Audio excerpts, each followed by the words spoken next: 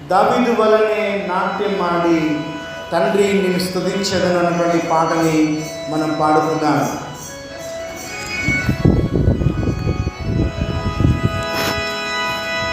దావీదు వలనే నాట్యం ఆడి తండ్రి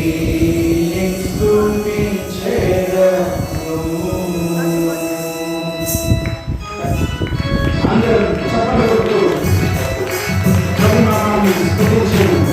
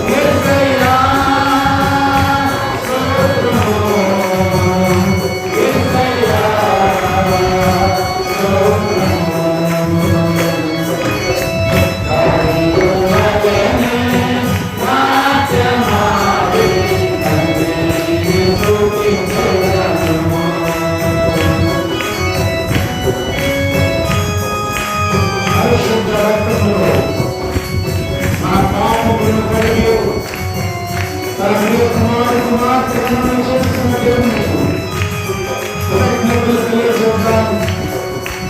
ఉదయకాల కరుణాన్ని స్మరించు ఆరాధన చూడాలి.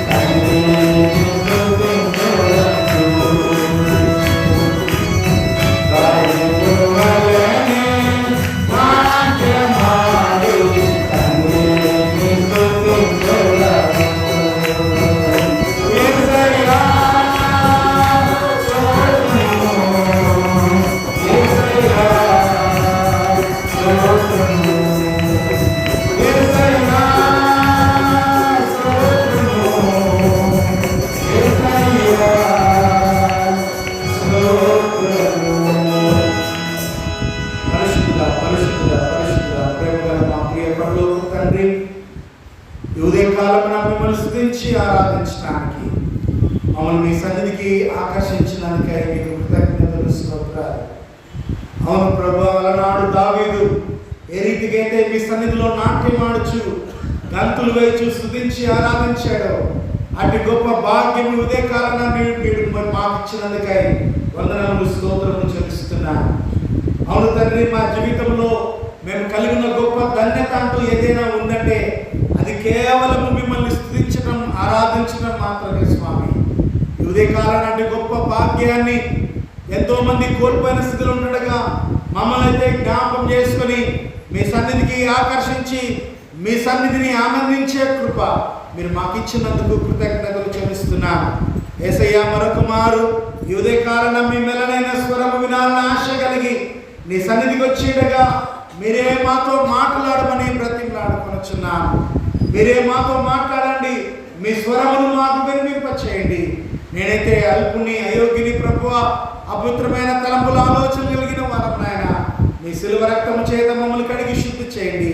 నన్ను కేవలము ప్రభువా మీ నోటి బుర్రగా వాడుకొనమని, వినగల మనస్సు, గ్రహించే బుద్ధిని మా అందరికి దయచేయమని, నా నోటి మాటలు, మా అందరి హృదయ ధ్యానము మీ దృష్టికి అంగీకారం ఉన్నట్టు కృప చూపమని యేసు నామమున స్తుతి ఆరాధన మీకే సమర్పిస్తున్నాము తండ్రి. ఆమేన్. దయచేసి కూర్చుందాం. క్రీస్తునందు ప్రియమైన దేవుని బిడ్డలారా, యేసు క్రీస్తు యొక్క పరిశుద్ధమైన శ్రేష్టమైన నామమున ఈ ఉదయకాలమున చేరవచ్చిన మీ అందరికీ మరొక మా శుభములు, వందనాలను తెలియజేస్తున్నాను. దేవుని అద్భుతమైన కృపను బట్టి మరొక పరిశుద్ధ దినమును, ప్రభు దినమును మనకు అనుగ్రహించి జీవాధిపతి అయిన దేవుని నామాన్ని స్తుతించి ఆరాధించడానికి దేవుడిచ్చిన ఈ గొప్ప భాగ్యం కొరకై దేవునికి నేను వందనాలు తెలియజేస్తున్నా. ఈ దినం మన సిఎస్ఐ ఆత్మానికి అనుసరించి మనకి ఇవ్వబడినటువంటి ధ్యానాంశము పరిశుద్ధ యూకరిస్తును గురించి మనము నేర్చుకుంటున్నాం. ఈ దినం మనకి ఇవ్వబడిన ధ్యానాంశము పరిశుద్ధ కుర్బాన, అనగా పరిశుద్ధ బలి. ప్రతి సంవత్సరం లాగే దేవుని యొక్క సంస్కారాలను, క్రైస్తవ సంస్కారాల్ని మనం ధ్యానిస్తూ వచ్చాం. వివాహము అను సంస్కారాన్ని ధ్యానించాం. రెండవది బాప్తిస్మము. ఈరోజు మూడవది, అంతిమది ప్రభు భోజన సంస్కారం. ప్రియమైన దేవుని బిడ్డలారా, ప్రభోజన సంస్కారం గురించి ప్రతి సంవత్సరము మనము ధ్యానిస్తూనే ఉన్నాం.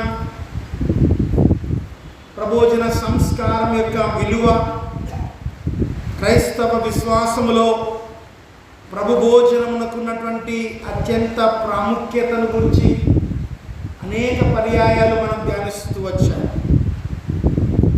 క్రైస్తవ విశ్వాసములో ప్రభోజన సంస్కారము అన్నది కేంద్రీయమైన ఆచారముగా ఉంటుంది.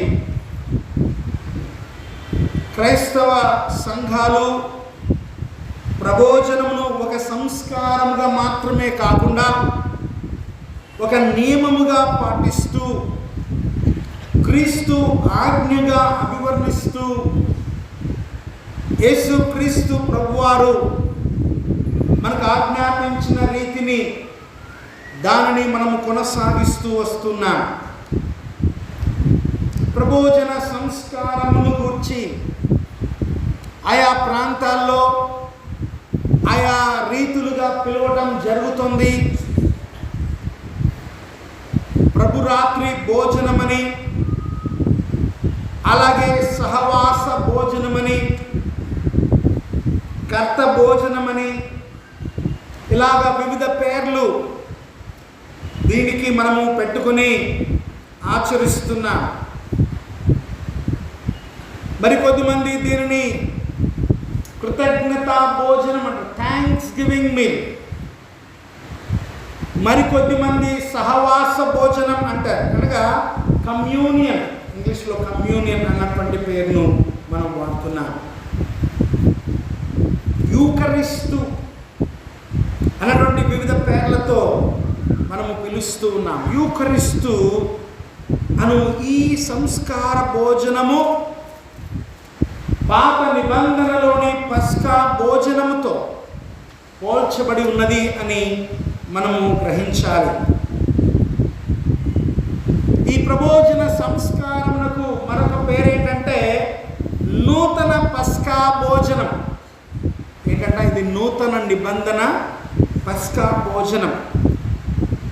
దేవుని ప్రేమకు, మానవుని పట్ల ఉన్న ఆయనకున్న వాత్సల్యతని తెలియచేసేదిగా ఈ భోజనము మనకు సూచిస్తుంది.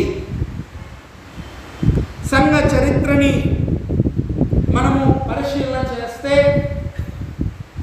ఆది సంఘం నుండి నేటి వరకు ప్రభోజన సంస్కారం యొక్క ప్రస్థానం చాలా మార్పులకు లోనైనదిగా మనము అభివర్ణించాలి. ఆది సంఘంలో ప్రభోజన సంస్కారము లేదా ప్రభు భోజనము అన్నది ఎలా ఉండేది అని యోచన చేస్తే literally it was a meal. ఏంటంటే అది భోజనం. అందుకే మీరు అపోస్తల కార్యములు 2వ అధ్యాయంలో మీరు గమనిస్తే విశ్వసించిన వారందరూ ఏక మనస్సుతో ఏక హృదయంతో వారు దేవాలయంలో కూడుకొనొచ్చు, ఇంటింట రొట్టె విరుచుచు అన్నటువంటి మాటను మనం చూస్తాం. So every day they are gathering in different homes so that they can have a meal. వారు ఎడతెగక అన్నటువంటి మాటను గమనిస్తే ప్రతిరోజు కూడా వారు దేవాలయంలో కూడుకుంటున్నారు, ప్రార్థనలు చేసుకుంటున్నారు. ప్రార్థన అనంతరము ఏదో ఒక ఇంటికి వెళ్ళి వారందరూ సహవాస భోజనము చేస్తూ ఉన్నారు. ఈ సహవాస భోజనమునకు వారు వారి యొక్క స్థిర చరాస్తులన్నింటినీ అమ్మి వాళ్ళన్నింటినీ అపోస్తల పాదముల మీద పెడుతూ ఉన్నారు. తద్వారా వారు వాటిని ఉపయోగించి అక్కడ ప్రార్థనకు వచ్చే వారందరికీ కూడా ఏ కొరత లేకుండా వారు ఈ సహవాస భోజనము ఏర్పాటు చేస్తూ వచ్చారు. సో ఆది సంఘంలో ప్రభు భోజనము అన్నది it was literally a meal. అందరూ కలిసి భోజనము చేసేవారు. అందుకే పౌలు భక్తుడు అభివర్ణిస్తూ అంటాడు, మీరు తగిన విశ్వాసులను కూడా కాచుకోవాలి, చూడాలి. మీరు ఎవరు మొదట పడితే వారు వచ్చి గబగబా తినేసి వెళ్ళిపోవడం కాదు, వెనకున్నటువంటి విశ్వాసులకు భోజనం ఉందా లేదా అని మీరు చూసుకోండి అంటూ హెచ్చరిస్తున్నాడు. So it was literally a meal. తర్వాత దినాల్లో వస్తే ఈ మీల్ కొద్ది మందికి మాత్రమే పరిమితం చేయబడింది. కొద్ది మంది మాత్రమే దీని ఆచరణలోనికి తీసుకొచ్చాయి. ఆ మీల్ కాస్త రొట్టె ద్రాక్షారసము కిందకి మార్చబడింది. రిఫర్మేషన్ టైంలో ఈ మార్టిన్ లూథర్ కింగ్ గారు ఈ ప్రభోజన సంస్కారాన్ని అందరికీ చెందేలాగా ఆయన పోరాటం చేశాడు. రిఫర్మేషన్కి ముందు అనగా సంఘ సంస్కరణకు ముందు రోమన్ క్యాథలిక్లో ఈ ప్రభోజన సంస్కారము అన్నది కేవలము ఏ కొద్ది మందికి మాత్రమే పరిమితం చేయబడింది. ఉన్నత వర్గాలకు మాత్రమే ఈ ప్రభోజన సంస్కారంలో పాల్గొనే అవకాశము కల్పించేవారు. Only royal families or noble families are eligible to partake in this Eucharist.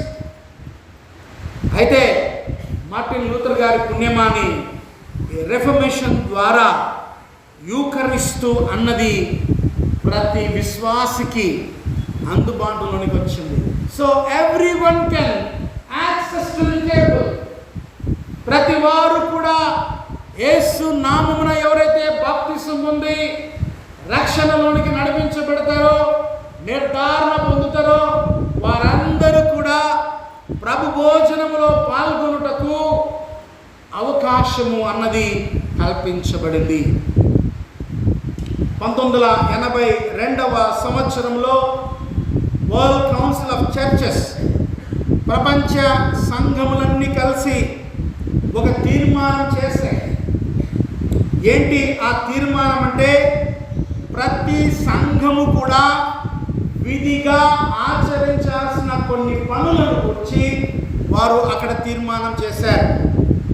ప్రతి సంఘం irrespective of caste, creed, area, regional ఏదైనా సరే, నువ్వు ఏ ప్రాంతానికి చెందినవాడైనా నువ్వు క్రైస్తవ సంఘముగా పిలువబడుతుంటే క్రైస్తవ సంఘము చేయాల్సిన కొన్ని పనులను గూర్చి వారు అక్కడ తీర్మానం చేశారు. అందులో మొదటిది ఏంటంటే, ప్రతి సంఘము దైవ వాక్యమును అనుసరించి బాప్తిస్మము ఇవ్వాలి. బాప్తిస్మము ద్వారా ప్రభోజన సంస్కారము, అలాగే సువార్త ప్రకటన, ఈ మూడు కూడా ప్రతి సంఘము కూడా పాటించాల్సిందే విధిగా. దేవుని వాక్యానుసారంగా క్రైస్తవ సంఘంలో జరగాల్సిన కార్యాలవి. నూతన విశ్వాసులను బాప్తిస్మం ద్వారా సంఘంలోనికి ఆహ్వానించాలి. అలాగే వారికి నిర్ధారణ ఇచ్చుట ద్వారా వారిని పూర్ణ సభ్యులుగా స్వీకరిస్తూ ప్రభోజన సంస్కారం ఆచరించాలి. అలాగే సువార్త ప్రకటన చేయాలి. మూడు కూడా విధిగా చేయాల్సినటువంటి పని. ఆ సమావేశంలో క్రైస్తవ సంఘము క్రీస్తు యొక్క నూతన నిబంధన సహవాసముగా మరియు దేవునితో మరియు తోటి విశ్వాసులతో కలిసి కూడినటువంటి ఐక్య సంఘముగా పేర్కొనడం జరిగింది. సో ఇది ఏంటంటే దేవునితో సహవాసము కలిగిన విశ్వాస సమూహము, ఐక్య సంఘము. క్రీస్తు సంఘము విశ్వాసముతో కూడినదిగా సజీవ సంఘముగా పిలువబడుతుంది. The church is called a live church. సజీవ సంఘం ఇది. సో సజీవ సంఘముగా నూతన నిబంధనను జ్ఞాపకం చేసుకుంటూ ఆయన మరణ పునరుద్ధానములను క్రమముగా ఆచరిస్తూ ప్రభువు వచ్చు పర్యంతము దీనిని మనము ఆచరణ చేయాలి అని మనము నేర్చుకున్నాం. సో ప్రతిదినము ఆచరించే భోజనము కాస్త సంఘములో అందరికీ అందుబాటులోనికి వచ్చింది. ప్రభు యొక్క శరీరముగా రొట్టెను, ఆయన రక్తముగా ద్రాక్షరసమును స్వీకరించడం జరుగుతుంది. అయితే కొన్ని సనాతన సమాజాలు క్రైస్తవ సమాజాన్ని కార్నివాల్స్ అన్నారు. అనగా నరమాంస భక్షకులు. అంటే వాళ్ళ దృష్టిలో ఏంటంటే వారు తమ ప్రభు యొక్క శరీరమును తిని రక్తమును త్రాగుతారు కనుక దే ఆర్ కార్నివాల్స్ అన్నారు. అనగా నరమాంస భక్షకులు. Whatever it may be, ప్రభు యొక్క శరీరము, రక్తము అది భుజించుట ద్వారా ప్రభు యొక్క మరణ శ్రమల్లో మనము పాలు పొందుచున్నాము అని మనము గ్రహించాలి. ప్రభోజన సంస్కారమును ఆచరించే క్రమం ఒకసారి యోచన చేస్తే ఆయా సంఘాలు ఒక నిర్దిష్టమైన కాల వ్యవధిని కలిగి ఉన్నాయి. ఫర్ ఎగ్జాంపుల్ ప్రెస్బిటేరియన్ చర్చెస్ వారు సంవత్సరమునకు ఒక మారు మాత్రమే వారు ప్రభోజన సంస్కారాన్ని ఆచరిస్తారు. థ్యాంక్స్ గివింగ్ మీల్ అంటారు. ఆ రోజు మాత్రమే, సంవత్సరానికి ఒకసారి మాత్రమే. మరికొన్ని సంఘాలు ఉన్నాయి, అవి నిర్దిష్టమైనటువంటి మరి ఉత్సవాలలో మాత్రమే సంస్కారాన్ని ఆచరిస్తున్నాయి.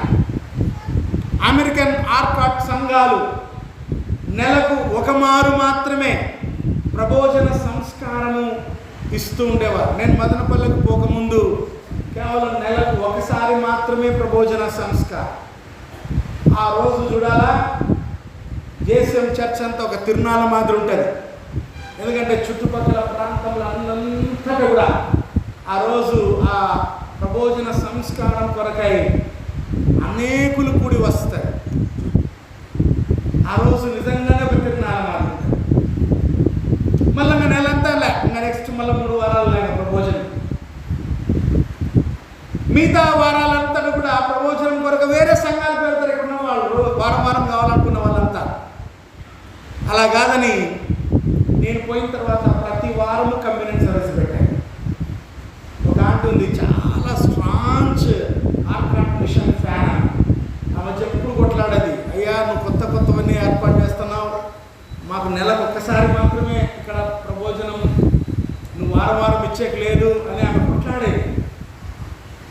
ప్రభోజనము సంస్కారం అన్నది సంవత్సరానికి ఒక మారో నెలకు ఒక మారో లేదా ఏదో సందర్భానుసారంగా ఆచరించేది కాదు. మీరు సమాజముగా కూడినప్పుడెల్లా అన్నటువంటి మాటని మనము జ్ఞాపకం చేసుకోవాలి. So whenever we gather together to worship the Lord, we should remember the death and resurrection of Jesus Christ. యేసు ప్రభు యొక్క మరణ పునరుద్ధానాలను జ్ఞాపకం చేసుకోవాలి. అందుకే నేటి సంఘాల్లో ప్రతి వారము కూడా ఈ ప్రభు వల్ల ఏర్పాటు చేయబడింది, అందరికీ అందుబాటులోనికి తేబడింది. మరికొన్ని సంఘాలు, ఎస్పీజీ సంఘాలు మీరు చూస్తే మరి మీరు నందాలకు వెళ్ళండి, కేథడ్రల్లో ప్రతిరోజు సంస్కారమే కదా. Every day they are having holy communion. So వారి వారి యొక్క నియమము లేదా వారి వారి ఆచారాన్ని అనుసరించి ప్రభోజన సంస్కారాన్ని కలిగి ఉన్నాయి. ఏదేమైనా ఈ సంస్కారము అన్నది ప్రభు యొక్క మరణ శ్రమల్ని జ్ఞాపకం చేసుకుంటా చివరి రాత్రి భోజనముగా ఇది అభివర్ణించబడిందే కానీ ఇదే ప్రధాన సంస్కారముగా అది ప్రతి సమాజముగా కూడిన ప్రతిసారి కూడా ఇదే ప్రధాన భోజనముగా అభివర్ణించబడుతుంది. యూకరిస్తు అన్న పదాన్ని మనము విశ్లేషిస్తే యూకరిస్తు అనగా థ్యాంక్స్ గివింగ్ అనగా గ్రాటిట్యూడ్. దేని కొరకు అంటే యేసుక్రీస్తు ప్రభువారు మన కొరకై చేసినటువంటి ఆ గొప్ప విమోచన కార్యము కొరకై కృతజ్ఞత చెల్లించుట. ఆయన మన కొరకై సిలువలో నలుగగొట్టబడకపోయి ఉంటే, మన పాపం విషయమై ఆయన చనిపోకపోతే మనకు విమోచనము అన్నది లేదు.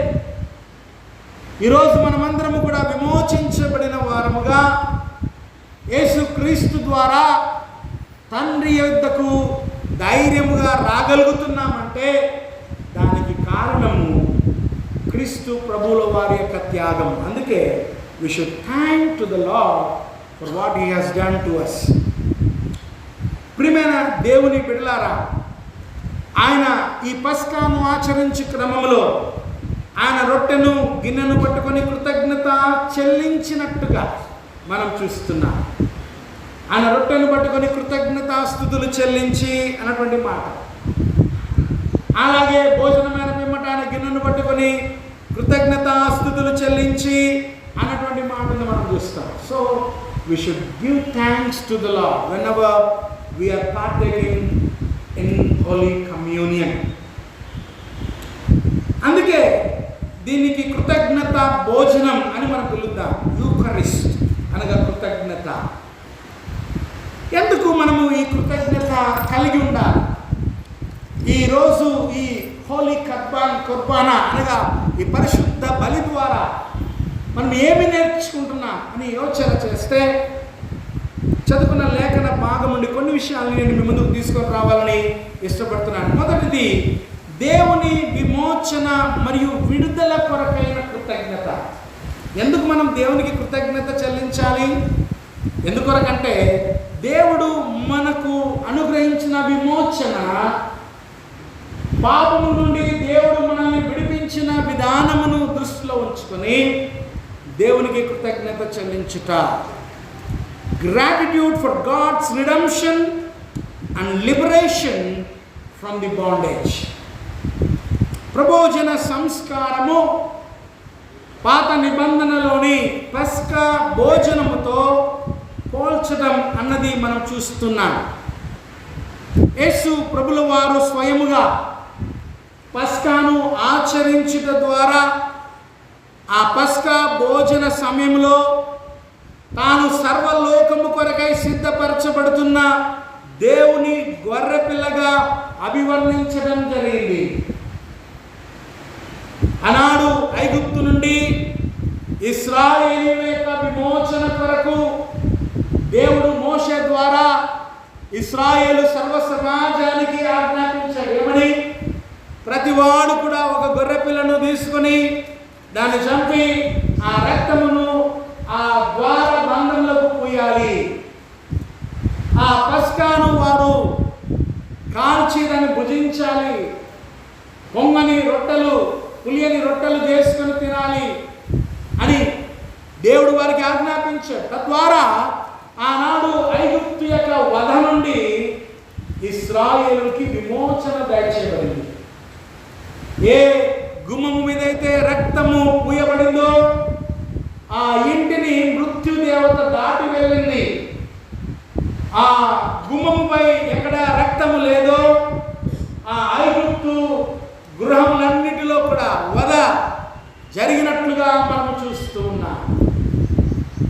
ఆ ఇంటిలో తొలిచూలు కుమారుడు లేదా తొలిచూలు పశువు చనిపోయినట్లుగా చూస్తున్నా.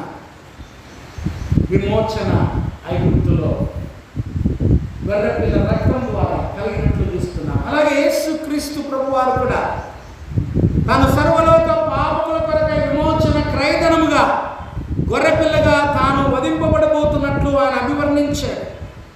తద్వారా ఆయన మానవాళి కొరకై సిద్ధింపచేసిన విమోచనను గురించి ఆయన అక్కడ సెలవిస్తున్నాడు.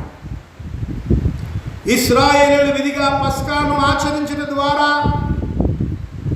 దేవుని యొక్క విమోచన కార్యమును వారు ప్రతి సంవత్సరము జ్ఞాపకం చేసుకోవాలి. తద్వారా దేవుడు ఇశ్రాయేలు కొరకు చేసిన నిబంధన సూచనగా ఈ విమోచన కార్యాన్ని మనం చూస్తున్నాం. అలాగే క్రొత్త నిబంధనలు కూడా యేసు ప్రభువు తానే బలియాగముగా తనను తాను అర్పించుకోవడం ద్వారా నూతన నిబంధన మానవాళితో చేస్తున్నాడు. ఆ నూతన నిబంధన ఫలితమే ఈరోజు అబ్బా తండ్రి అంటూ విమోచించబడిన వారుగా ఆయన సన్నిధికి రాగలుగుతున్నారు. ప్రియమైన దేవుని బిడ్డలారా, ఈ యూకరిస్తు కృతజ్ఞత భోజనం ఎవరు ఆచరించాలి? దయచేసి చాలా సందర్భాల్లో ఈ ప్రభోజన సంస్కారం గురించి అవగాహన లేకుండా అనేక మంది దీన్ని స్వీకరించడానికి వస్తూ ఉంటారు. నిర్గమాకాండము 12వ అధ్యాయంలో మీరు గమనించండి. దేవుడు సర్వ సమాజంతో చెప్పిన మాట ఏంటంటే అన్యుడు దానిని భుజింపకూడదు అని ఉంది. ఎవరు భుజించకూడదు? అన్యులు. అంటే ఎవరు అన్యులు? బాప్తిస్మము నిర్ధారణ పొందని వారు ఎవరైనా సరే అన్యులే. అర్థమవుతుందా? నువ్వు పుట్టుకతో క్రైస్తవుడు కావచ్చు, కానీ నువ్వు బాప్తిస్మం తీసుకోకపోతే, నువ్వు నిర్ధారించబడకపోతే నీవు అన్యుడవే. అందుకే ప్రతి క్రైస్తవుడు విధిగా చేయాల్సిన పని ఏంటి? ప్రతి క్రైస్తవుడు విధిగా చేసిన పని బాప్తిస్మం తీసుకోవాలి, నిర్ధారణ పొందాలి. అప్పుడే వారు క్రైస్తవులుగా ముద్రించబడతారు. సో అన్యులు దీన్ని భుజించకూడదు. చాలా సందర్భాల్లో మీరు బల్ల దగ్గరికి వచ్చేటప్పుడు అన్యులు కూడా ప్రార్థనకు వస్తారు. వారు అనుకుంటారు దేవాలయంలో వారు ఇచ్చే ప్రసాదం లాగా ఇది కూడా ప్రసాదం అనుకుని వాళ్ళు ముందుకు వస్తూ ఉంటారు. దయచేసి మీరు కనిపెట్టుకొని ఉండండి. కొన్నిసార్లు నేను డీకెల్స్ చెప్తుంటాను, పిలుస్తుంటాను, రండి వీరితో మాట్లాడండి అని చెప్తుంటాను. ఎందుకంటే వారికి తెలియదు. అయోగ్యముగా స్వీకరించడం ద్వారా వారు తమ హాని కూడా తెచ్చుకుంటారు. అందుకే నేను ముందే చెప్తుంటాను, హెచ్చరిస్తుంటాను, అన్యులు దీనిని స్వీకరించడానికి రావద్దు అని. కనుక మీరు కూడా ప్రభోజనమును స్వీకరించడానికి వచ్చేటప్పుడు కనిపెట్టుకొని ఉండండి. చూడండి, మీరు ఎవరైనా ఒకవేళ అన్యులు కొత్త వారు స్వీకరించడానికి వస్తుంటే వారితో మాట్లాడండి. వాళ్ళు బాప్తిసం తీసుకున్నారా, నిర్ధారణ పొందారా, గతంలో ఎప్పుడైనా వల్ల తీసుకున్నారా అని అడగండి. ఒకవేళ వేరే సంఘాలకు చెందిన వారైతే వాళ్ళు తీసుకుంటుంటే పర్లేదు, కానీ ఒకవేళ వాళ్ళు అన్యులు అయితే వారిని అక్కడే మీరు ఆపివేయండి. ఎందుకంటే అన్యులు దీన్ని భుజించడానికి వీల్లేదు. రెండవది గమనించినట్లయితే ఎందుకు కృతజ్ఞత అంటే నిత్య జీవము కొరకై వాగ్దానం చేయబడింది కనుక we must thank to the Lord. Gratitude for the promise of eternal life. ప్రియమైన దేవుని బిడ్డలారా, యేసు క్రీస్తు ప్రభువారు తానే పస్కా పశువుగా ఆయన తన శరీరమును వధించబడటం ద్వారా సకల మానవాళి కొరకై ఏమైతే వాగ్దానం చేయబడిందో ఆ నిత్య జీవము అన్నది అనుగ్రహించాడు. అందుకే మనం గమనించినట్లయితే యోహాను సువార్త 6వ అధ్యాయము 54వ వచనం అలాగే 58వ వచనం చూస్తే, నా శరీరము తిని నా రక్తము త్రాగువాడు నిత్య జీవము గలవాడు, అంత్య దినమున నేను వానిని లేపుదును. అలాగే 58వ వచనం గమనిస్తే, ఇదే పరలోకమును దిగి వచ్చిన ఆహారము, పితరులు మన్నాను తినియు చనిపోయినట్టు కాదు, ఈ ఆహారము తినువాడు ఎల్లప్పుడూ జీవించునని నిశ్చయముగా మీతో చెప్పుచున్నాను. ఆయన శరీరము తిని ఆయన రక్తము త్రాగువాడు నిత్య జీవము గలవాడు. నిత్య జీవము కొరకైన వాగ్దానము అన్నది ఇక్కడ మనకు అనుగ్రహించబడింది. ప్రియమైన దేవుని బిడ్డలారా, నిత్య జీవము కొరకై సిద్ధపెట్టబడినటువంటి ఈ ఆహారమును ఎలా భుజించాలి? అన్యులు భుజించకూడదు, వాస్తవమే. కానీ విశ్వాసులైన వారు ఎలా ఈ ఆహారాన్ని భుజించాలి? చాలా సంఘాలు ఆయా సంఘాల యొక్క పరిస్థితులను అనుసరించి కొన్ని నియమాలను కలిగి ఉన్నారు. గతంలో కూడా నేను అనేక పర్యాయాలు చెప్పాను.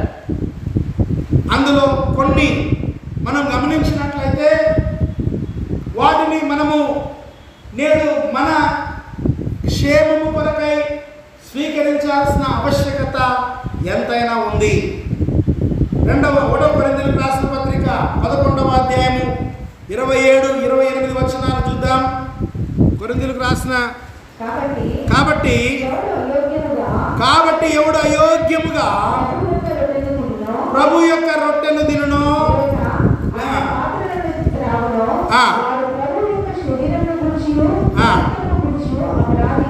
చూడండి, ఇక్కడ గమనించినట్లయితే వాడు ప్రభు యొక్క శరీరమును గూర్చియు రక్తమును గూర్చియు అపరాధి అగును. ఇక్కడ అయోగ్యతను గురించి మాట్లాడుతున్నాడు. 27-28 ఎవడు అయోగ్యముగా ప్రభు యొక్క శరీరమును తినునో త్రాగునో. అయోగ్యం అంటే యోగ్యత లేకుండానే.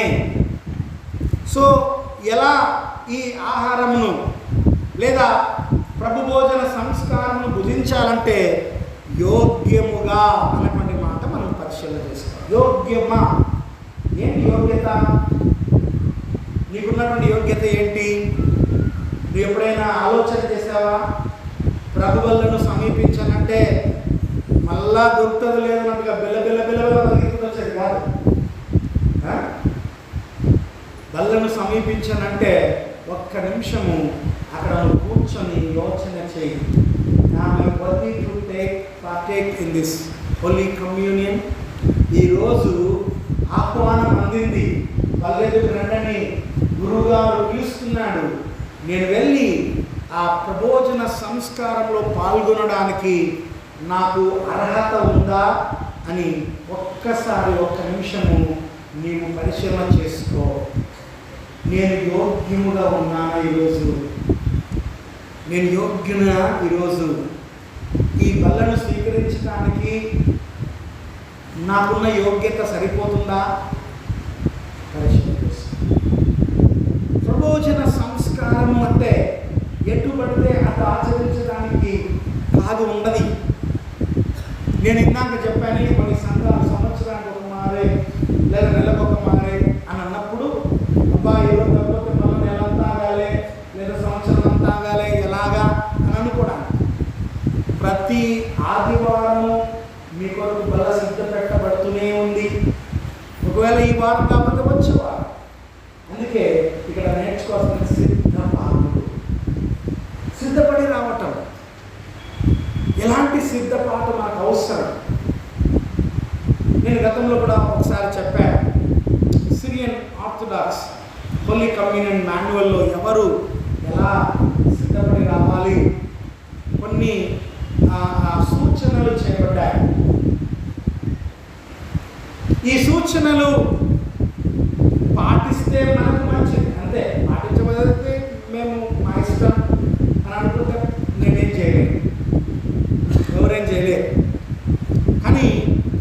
ఇలా రావాలి అన్నది ఒక నియమముగా పెట్టుకుంటే చాలా బాగుంటుంది అని వారు నేర్పించారు. పరిశుభ్రముగా మొదటిది. ఎందుకు పరిశుభ్రంగా? ఎందుకంటే నువ్వు స్వీకరిస్తున్నది అతి పరిశుద్ధమైనటువంటి ప్రభు యొక్క శరీరము, రక్తం. స్నానం చేయరు, ఎట్లా పడితే అట్లా వచ్చేస్తూ ఉంటారు. ఎందుకంటే మళ్ళా దొరుకుతుంది లేకున్నట్టుగా శుభ్రంగా, పరిశుభ్రంగా. చాలా సంఘాల్లో ఒక నియమం ఉంది. ప్రభోజన సంస్కారం తీసుకోవాలనుకున్నప్పుడు తెల్లని వస్త్రములు ధరించి వస్తారు. ప్రతి వారం తెల్లని వస్త్రాలు ధరించుకోవాలంటే మన ఆడవాళ్ళకి చాలా కష్టం కదా. పండించలు ఎప్పుడు బయటికి తినేము కనుక కష్టమే. బట్ అట్లీస్ట్ హోలీ కదా, పరిశుభ్రంగా రావచ్చు. రెండవది ఉపవాసముతో. స్ట్రాంగ్ ఎస్పీజీ చర్చెస్ నుంచి నేను చూశాను కొంతమంది విశ్వాసులను. వాళ్ళు కనీసము ఎంగిల్ కూడా మింగారు. నిజం, వాళ్ళకు ఉన్నటువంటి అంత కఠినం. ఎందుకంటే వారు ముఖం గడిగి వస్తే ప్రభు యొక్క శరీర రక్తం పుచ్చుకునే వరకు కనీసం వారి యొక్క లాలాజలాన్ని కూడా వారు మింగారు. అంత కఠినంగా ఉంటారు. ముందు రోజు నుంచే వారు శనివారం నుండి ఉపవాసం ఉంటారు. ఎందుకు ఈ నియమం పెట్టారు అని అంటే, మనకంటే ఇక్కడ ప్రాబ్లం అయితే లేదు, కానీ వెస్ట్రన్ కంట్రీస్లో వీకెండ్ హాలిడేస్ ఉన్నాయి. వీకెండ్ హాలిడేస్ కదా. ఈ వీకెండ్ హాలిడేస్లో ఇష్టం వచ్చినట్టు తిని త్రాగి శనివారం ఎంజాయ్ చేసి ఆదివారం నేరుగా చర్చస్కి వెళ్ళి ప్రబోధన సంస్కారం పాల్గొనేవారు అనేకులు. అందుకే ఉపవాసం అన్నది పెట్టారు. కారణం ఏంటంటే, గత రాత్రి తినింది త్రాగింది అంతగా కడుపు ఉండగానే, ఆ కల్మషం అంతా ఉండగానే మళ్ళీ ప్రబోధనం తీసుకోవడం ఏంటి? దానివల్ల అర్థం ఏంటి? నేను చూస్తా ఉంటా. దయచేసి నన్ను క్షమించండి, ఒకరు మొగలు ఎవరైనా ఇట్లా ఉంటే అలవాటు ఉంటే సిగరెట్ దావత పడేసి వచ్చి వాళ్ళు తీసుకుంటుంటారు. వాళ్ళ దగ్గర నోటి దగ్గర నుంచి పొగ స్మెల్ వస్తూనే ఉంటుంది. ఇంకా అది కాదండి పరిశుద్ధంగా రావడం అంటే. రెండోది, ప్రబోధనము తీసుకునేటప్పుడు నేను చాలామంది గమనించిన, ఇప్పుడు అంగట్లోకి వెళ్ళి మనం డబ్బిస్తే ఇదిగో ఫలాంటి వస్తువు అంటే వాళ్ళు ఇస్తే మనం తీసుకున్నట్టుగా తీసుకోవడం కాదు. చాలామంది బల్లను ఎలా తీసుకుంటారంటే అక్కడ వచ్చి మోకరించగానే చేయబెట్టి సార్ తీసుకుంటుంటారు. దయచేసి అలా కాదండి. ప్రబోధనం తీసుకోవడానికి ఒక సపరేట్ గెస్చర్ ఉంది, ఒక ఏమంటారు, ఒక విధం ఉంది. ఆ విధం మీరు తెలుసుకోవాలి. మైక్ పక్కన పెట్టి చెప్తాను, ఒక చూడగలిగిన చూడండి. మీ ఎడమ చేతిలో మీ కుడి చేయిని పెట్టి ఇలా, అర్థమవుతుందా? ఎలా స్వీకరించాలా? చేతిలోంచి గుంజుకున్నట్టు చేతిలో పట్టుకొని లాగేది కాదు. అర్థమైందా? చాలామందిని గమనిస్తున్నాను. అంటే దాని అర్థం ఏంటంటే, మీరు కావాలని చేస్తున్నారని కాదు, అక్కడ మీకు తెలియదని నాకు అర్థమైంది. సో నేను అందుకే తెలియచేస్తున్నా. ఇది కన్ఫర్మేషన్ క్లాసెస్ తీసుకునేటప్పుడు నేను ప్రతిసారి కూడా పిల్లలకి నేను చెప్తూ ఉంటాను ఎలా బల్ల తీసుకోవాలన్నది. మోకరించి మీ ఎడమ చేతిలో మీ కుడి చేతి నుంచి ఇలాగా ఎత్తి పట్టి తీసుకోవాలి. అర్థమైందా? ఆ రీతిగా మీరు గౌరవప్రదంగా దాన్ని స్వీకరించాలి తప్ప అదేదో వస్తువు తీసుకున్నట్లుగా లేదా ఇంకోటి తీసుకున్నట్లుగా మీరు లాక్కున్నట్టుగా తీసుకోకూడదు. మరి ఇంకొక విషయం, ప్రబోధన సంస్కారమునకు ముందు స్త్రీ పురుషుల కలయిక లేకుండా రాగలిగితే బాగుంటుంది అని అందులో మెన్షన్ చేయబడింది. ఎందుకంటే శారీరకమైనటువంటి పాపము చేసి 24 గంటలు గడవకు ముందే పరిశుద్ధమైనది స్వీకరించుట అన్నది యోగ్యతో కాదో మీరే నిర్ణయించుకోండి. ఇలా చేయకూడదు చేయొచ్చు అని నేనైతే చెప్పను. విచక్షణ మనకే వదిలేస్తున్నా. విశేషంగా స్త్రీలు పరిస్థితి సమయమున బల్లను సమీపించకూడదని దేవుని వాక్యమే రాయబడింది. కనుక ఒకవేళ అలాంటి స్థితిలో ఉంటే నెక్స్ట్ వీక్ వచ్చే వారం వచ్చి తీసుకోండి, తప్పలేదు. వీటన్నిటికంటే ఫార్మోస్ట్ వెరీ ఇంపార్టెంట్ థింగ్ ఏంటంటే సమాధానంతో రండి. అర్థమైందా? ఇవన్నీ నువ్వు పాటిస్తావో పాటించవో అది వేరే విషయం. సమాధానం లేకుండా నువ్వు ప్రభు బల్లను స్వీకరించడానికి వీలు లేదు. This is very very important. అందుకే ప్రబోధన సంస్కారం ఆచరించేటప్పుడు ఎందుకు సమాధానమును ఈ ప్రక్రియను పెట్టారు తెలుసా? అర్థమైనా? కనీసం అలాగైనా మాట్లాడుకోకపోతే ఏదైనా కోపం ఉంటే ఆ రోజైనా వారు సమాధాన పడతారని. అలా సమాధాన పడకుండా నువ్వు మనుషులతో సమాధానం లేకుండా, దేవుడితో సమాధానం లేకుండా ప్రభువులను తీసుకున్నలో అర్థమే లేదు. సో అందుకే యోగ్యత అన్నది ఇక్కడ రాదు. సో నేను యోగ్యుడినా కాదా ఈరోజు బల్ల తీసుకోవడానికి? సో ప్రభువులను సమీపించండి అని పాస్టర్ గారు చెప్పగానే బిలబిలమని వచ్చేది కాదు. ఒక నిమిషం కూర్చొని యోచన చేసి, yes I'm ready to partake in this holy communion, I'm worthy today. ఒకవేళ ఏమైనా లోపం ఉందా నాలో, ఒకవేళ లోపం ఉంటే దాన్ని సరి చేసుకుని వచ్చే వారమైనా నేను యోగ్యముగా ప్రభు సన్నిధికి వస్తానని తీర్మానం చేసుకున్నాను. మూడవది యూకరిస్తు సంఘ ఐక్యతకు సూచన. ఎందుకయ్యా మనకేం పనిలేకనా ప్రతి ఆదివారం ఈ యూకరిస్తు అంటే, ఈ యూకరిస్తు ద్వారా సంఘ ఐక్యతను సూచించేది. అర్థమైందా? ఎటు పడితే అటు కాదు. నేను కొన్ని సంఘంలో చూశాను, కొన్ని సంఘాల్లో చూశాను. ప్రతి సంఘం అన్న తర్వాత వర్గాలు ఉంటాయి, అపోషన్ ఉంటుంది, పొజిషన్ ఉన్న వాళ్ళు ఉంటారు. అంత మాత్రం చేత వాళ్ళు వేరు వీళ్ళు వారుగా అందరం ఒక సంఘమే, ఒక శరీరమే. కానీ కొన్ని సంఘాలు అన్ఫార్చునేట్ థింగ్ ఏంటంటే, ఒకవేళ ముందు అపోషన్ వాళ్ళు పోతుంటే వీళ్ళు రారు.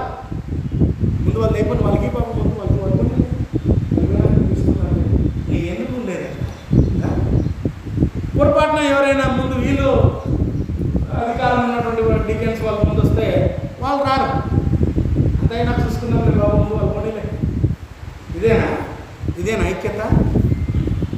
ప్రియ దేవుని బిడ్డలారా, యేసు ప్రభువు పస్కాను ఆచరించే సమయమున తనను అప్పగించబోతున్నటువంటి ఇస్కరియోతు యూదా అడుగునాడు సంగతి తెలిసి కూడా అతను ఆ భోజన పంక్తిలో కూర్చోబెట్టాడు కదా. నిజమేనా? ఒకవేళ నేనే ఆ పరిస్థితుల్లో దిగిన నన్ను చంపేటోడు ఈయనకెందుకు నేను భోజనం వ్యాపారాలు వేసుకోవాలి కదా, బికాస్ ఐ హ్యూమన్ బీయింగ్. కానీ అది కాదే. యేసు ప్రభు ఏం చెప్పాలనుకున్నాడంటే, దిస్ ఈస్ యూనిటీ వే, అందరూ కలిసి తీసుకుని సంఘ ఐక్యతను సూచించేది ఇది. కొరింథీయులకు రాసిన మొదటి పత్రిక 10వ అధ్యాయము 16-17 వచనం చూస్తే, మనము దీవించు ఆశీర్వచనము పాత్రలోనిది త్రాగుట క్రీస్తు రక్తములో పాలు పుచ్చుకుంటే కదా, మనము విరుచునట్టు తినుట క్రీస్తు శరీరంలో పాలు పుచ్చుకుంటే కదా, మనమందరము ఆ ఒకటే రొట్టెలో పాలు పుచ్చుకొనుచున్నాము. రొట్టె ఒకటే కనుక అనేకులమైన మనము ఒక్క శరీరమైన అంశాలు. చూడండి ఎంత చక్కగా రాశారు. మనము ఆ ఆశీర్వచనంలోనే త్రాగుతున్నాం, ఆ ఒకే రొట్టెనే తింటున్నాం. అలా మనమందరము ఆ ఒక రొట్టెనే పాలు పంచుకుంటున్నాం కనుక రొట్టె ఒకటే అయినప్పుడు అందులో పాలు పుచ్చుకుంటున్నటువంటి మనమందరం కూడా ఒకటే. There is no discrimination. మరి కొన్ని సంఘాల్లో కాస్ట్ సిస్టమ్, మన వైపు అయితే ఇలా లేదు. కానీ కొన్ని సంఘాలు తమిళనాడు, కేరళ ప్రాంతాల్లో అగ్రవర్ణాలు దళితులతో కలిసి ప్రభువులలో పాల్గొనరు. దళితులకు సపరేట్గా, ఉన్నత వర్గాల వారికి సపరేట్గా కమ్యూనిటీ 2 సర్వీసులు చేయాలి.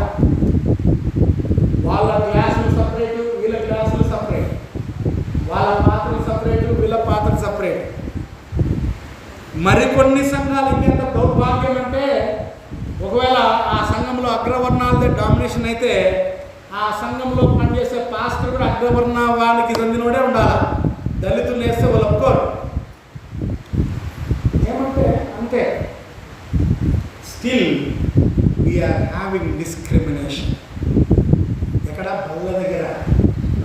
ఇంకెందుకంటే మనం బల్లను స్వీకరించటం. యూకరిస్ట్ ఈజ్ ద ఏమంటారు, ప్రిన్సిపల్ ఆఫ్ సర్విట్యూడ్. అనగా శిష్యత్వమునకు, తగ్గింపునకు సూచనగా దీన్ని మనం అభివర్ణించాలి. ఆది సంఘములో అందరూ ఒక్క సహవాసము, ఒక్క ఆత్మీయ భోజనమునే వారు భుజించారు.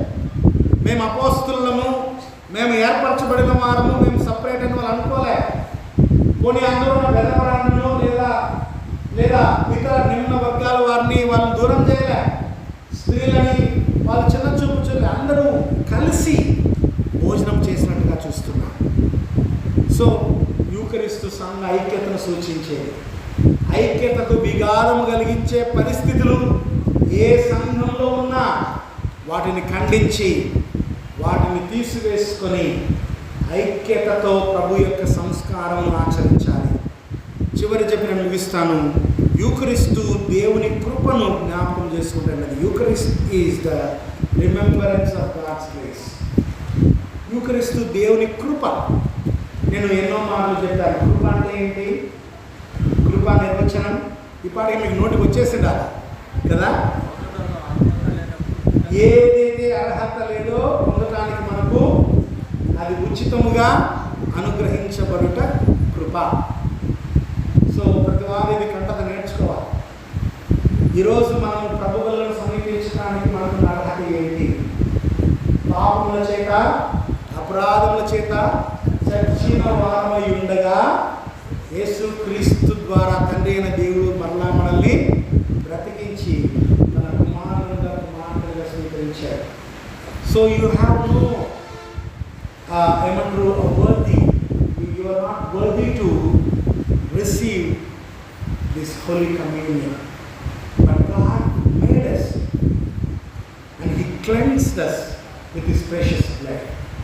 తన ప్రశస్త రక్తము చేత మనల్ని కడిగి పవిత్రులుగా చేసి, యోగ్యులుగా చేసి, ఆయన కృపకు పాత్రులుగా చేశాడు దేవుడు. సో నువ్వు ఎప్పుడు బల్లను సమీపించిన దేవుని కృపను జ్ఞాపకం చేసు. ఒకవేళ నీవు దేవుడికి వ్యతిరేకంగా ఏదైనా తప్పిదములు చేస్తుంటే కన్నీటితో దేవుని దగ్గర క్షమాపణ కోరి, ప్రభువా నేను అయోగ్యుని ప్రభువా, కానీ నీ పరిశుద్ధ రక్తము చేత నన్ను యోగ్యునిగా చేయి, నీ బలను స్వీకరించడానికి నాకు సహాయం చేయని అడుగుతూ దేవుని సన్నిధికి వద్దామటి కృప పరిశుద్ధ ఆత్మ దేవుడు మనకు దయచేయనుగాక. ఆమె తలలోంచి నాకు ప్రార్థన చేసుకున్నాను. పరిశుద్ధ ప్రేమ గల మా తండ్రి, మీరు అనుగ్రహించిన ఈ మంచి సమయం కొరకై కృతజ్ఞతలు స్తోత్రములు చెల్లిస్తున్నాను. ప్రభుభోజన సంస్కారమును ఎలా స్వీకరించాలో, ప్రభుభోజన సంస్కారం కొరకై మేము ఏ రీతిగా కృతజ్ఞత కలిగి ఉండాలో మీరు మాకు బోధపరిచినందుకై స్తుతులు స్తోత్రాలు. ఒకవేళ మేము అయోగ్యులముగా ఉన్నట్లయితే క్షమించాలి. అయోగ్యముగా మీ పాత్రలో మేము తండ్రి మా చేయి ఉంచుతున్నట్లయితే మమ్మల్ని క్షమించండి. వాళ్ళను సమీపించినప్పుడల్లా మమ్మల్ని మేము స్వపరిశీలన చేసుకుని యోగ్యులుగా మీ సన్నిధికి రాగలిగే భాగ్యం దయచేయండి. మితమైన వాక్యము మా హృదయాలు ఫలించినట్లుగా మీ కృప దయచేయండి. యేసు నామమున ప్రార్థిస్తున్నాము తండ్రి. ఆమేన్.